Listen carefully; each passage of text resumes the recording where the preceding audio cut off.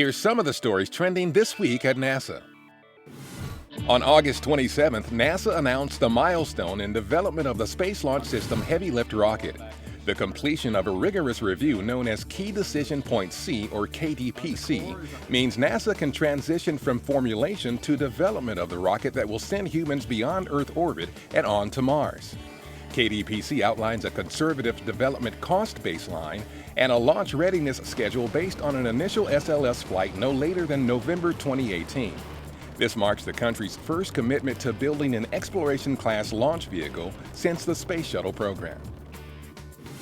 Marshall Space Flight Center manages development of the SLS. Among the recent activities by engineers there was a hot fire test of a 3D printed rocket engine injector, a highly complex part that sends propellant into the engine. Using the efficient 3D printing process, the injector was made from just 2 parts, compared to about 163 parts for one made with traditional manufacturing. The injector's design is similar to those used for large engines such as the RS-25 that will power the Space Launch System rocket. An August 28th test firing at Marshall of a 5% scale model of the Space Launch System rocket was conducted to provide important data on how low and high frequency sound waves generated by the rocket's engines and boosters affect the rocket and the crew, especially during liftoff. The data will be used by engineers at Kennedy Space Center to verify the design of the rocket's sound suppression system.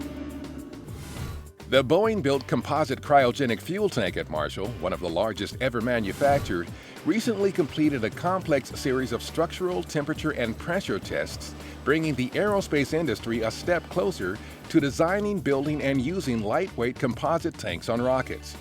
This game-changing technology being evaluated by NASA's Space Technology Mission Directorate could reduce the weight of rockets by about 30% and cut costs by at least 25%. NASA's New Horizons spacecraft traversed the orbit of Neptune on August 25th. It is the spacecraft's last major crossing en route to becoming the first probe to make a close flyby of Pluto in July 2015. The milestone happened on the 25th anniversary of the historic encounter of NASA's Voyager 2 spacecraft with Neptune in 1989. The New Horizons and Voyager missions were the subjects of a 2-part science panel discussion also on August 25th at NASA headquarters. During the first panel, NASA scientists and officials discussed the scientific goals and expectations of the New Horizons mission, and the second event featured New Horizons science team members sharing memories of their work during the 1989 Voyager-Neptune encounter and discussing their new assignments on the Pluto mission.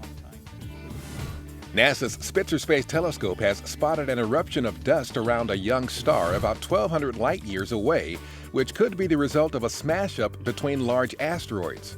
This type of collision can eventually lead to the formation of planets. Scientists who had been regularly tracking the star noticed a huge amount of fresh dust between August 2012 and January 2013. While the suspected aftermaths of asteroid collisions have been observed by Spitzer before, this is the first time data has been collected before and after a planetary system smash-up. And that's what's up this week at NASA. For more on these and other stories, follow us on social media and visit www.nasa.gov/twan.